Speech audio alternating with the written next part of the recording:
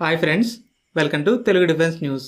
ఇక టాపిక్లోకి వెళ్తే లేటెస్ట్ రిపోర్ట్స్ని బట్టి Indian private sector company Veda aeronautics Indian air force నుండి లాంగ్ రేంజ్ స్వార్మ్ డ్రోన్ డీల్ని విన్ అయ్యాక ఇప్పుడు మేల్ హేల్ క్లాస్ డ్రోన్స్ కోసం ఒక కౌంటర్ డ్రోన్ ఇంటర్సెప్టర్ మిసైల్ని డెవలప్ చేస్తుంది. డ్రోన్స్ అనేవి ఎంత పెద్ద తలనొప్పిగా మారాయో తెలిసిందే.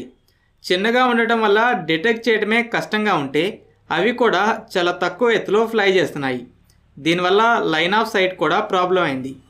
చాలా దేశాలు కౌంటర్ డ్రోన్ సిస్టమ్స్ కోసం పరుగులు పెడుతున్నాయి. ఇండియాలో కూడా కొన్ని అడ్వాన్స్డ్ కౌంటర్ డ్రోన్ సిస్టమ్స్ అనేవి డెవలప్మెంట్లో ఉన్నాయి. అయితే ఈ లార్జర్ సైజ్ డ్రోన్స్ కోసం కౌంటర్ డ్రోన్ మిసైల్ అనేది కొంచెం ఇన్నోవేటివ్ ఐడియా. నేల మీద ఉన్న వాటి కంటే గాలిలో ఫ్లై చేస్తున్న వాటికి లైన్ ఆఫ్ సైట్ రెస్ట్రిక్షన్ అనేది చాలా తక్కువ.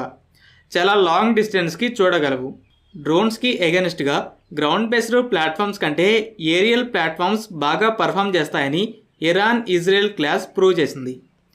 ఇరాన్ లాంచ్ చేసిన డ్రోన్స్ అన్నింటినీ వెస్టర్న్ కంట్రీస్ జెట్స్ అలాగే ఇజ్రాయలీ జెట్స్ కలిసి షూట్ డౌన్ చేశాయి. అయితే ఈ లార్జర్ సైజ్ డ్రోన్స్ కూడా ఎలక్ట్రో ఆప్టికల్ సెన్సార్స్తో ఇన్కమింగ్ డ్రోన్స్ని గుర్తించగలవు. ఇలాంటి డ్రోన్స్ని బోర్డర్ సర్వేలెన్స్ స్ట్రైక్ మిషన్స్లోనే కాకుండా ముఖ్యమైన ఏరియాస్లో తిరుగుతూ ప్యాట్రోలింగ్లో కూడా ఉపయోగించవచ్చు. అలాగే ఫైటర్ జెట్స్ కంటే చాలా ఎక్కువసేపు గాలిలో ఉండగలవు, పైగా చాలా తక్కువ ఖర్చుతో.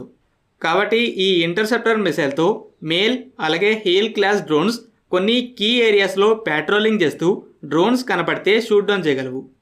Present DRDO 2 medium altitude high altitude armour డ్రోన్స్ని డెవలప్ చేస్తుంది.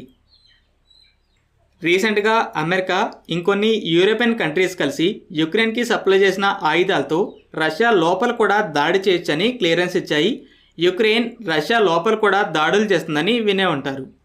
అయితే దీనికి రెస్పాన్స్గా రష్యా ఈ కంట్రీస్పై దాడి చేసే వాళ్ళకి మేము కూడా లాంగ్ రేంజ్ వెపన్స్ని ఇస్తామని చెప్పింది. మిడిల్ ఈస్ట్లో ఉన్న కొన్ని మిలిటెంట్ గ్రూప్స్ ఆ రీజియన్లో ఉన్న అమెరికన్ మిలిటరీ బేసెస్పై తరచూ దాడులు చేస్తుంటారు. వీళ్ళకి ఇరానే వెపన్స్ని సప్లై చేస్తుంది. సో రష్యా మేబీ ఈ మిలిటెంట్స్కి లాంగ్ రేంజ్ వెపన్స్ని సప్లై చేయొచ్చు. తైవాన్ చైనాతో యుద్ధాన్ని దృష్టిలో పెట్టుకొని రష్యా యుక్రెయిన్ వార్ని క్లోజ్గా అబ్జర్వ్ చేస్తుంది. ఎలాంటి వెపన్స్ బాగా పర్ఫామ్ చేస్తున్నాయో చూసుకొని వాటిని ఫారిన్ కంట్రీస్ నుండి కొనడం లేదా సొంతగా డెవలప్ చేయడం చేస్తుంది. లేటెస్ట్గా ఒక అన్మ్యాన్డ్ సర్ఫేస్ వెసెల్ అంటే సీ బోట్ని బయటపెట్టింది. యుక్రెయిన్ 200 to 300 kgs వార్ హెడ్స్తో వేరియస్ సీ డ్రోన్స్ని ఉపయోగిస్తుంది. ఎన్నో రష్యన్ వార్షిప్స్ని డ్యామేజ్ లేదా డిస్ట్రాయ్ చేసుకుంటూ వస్తుంది.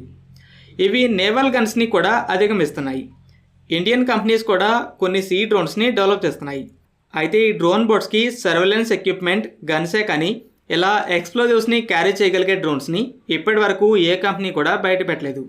త్వరలో వస్తాయేమో చూడాలి. యుక్రెయిన్ అయితే ఈ సీ డ్రోన్స్ని ట్రెండ్గా మార్చింది. వీటికి అగెనిస్ట్గా యాంటీ ట్యాంక్ మిసైల్స్ని షిప్స్లో డిప్లాయ్ చేయడమే మంచి సొల్యూషన్ అవ్వచ్చు. యాంటీ ట్యాంక్ మిసైల్స్ అంటే ఆర్మర్డ్ వెహికల్స్ కోసమే కాదు, ఇవి మూవింగ్ టార్గెట్స్ని హిట్ చేయడానికి అలాగే స్ట్రాంగ్ ఆర్బోర్ని బద్దలు కొట్టడానికి ఆర్మోర్ పీసింగ్ వార్ హెడ్స్తో డిజైన్ చేయబడ్డాయి.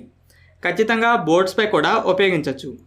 అలాగే లేజర్ వెపన్స్ కూడా వీటికి ఎగెనిస్ట్గా బాగా పనిచేస్తాయి. ఎందుకంటే గన్స్ కంటే వీటికి హై ప్రెసిషన్ ఉంటుంది. ఫ్రెండ్స్, ఈ వీడియో మీకు నచ్చినట్టయితే లైక్ చేయండి. అలాగే మరిన్ని ఇంపార్టెంట్ డిఫెన్స్ అప్డేట్స్ కోసం మన ఛానల్ని సబ్స్క్రైబ్ చేసుకోండి.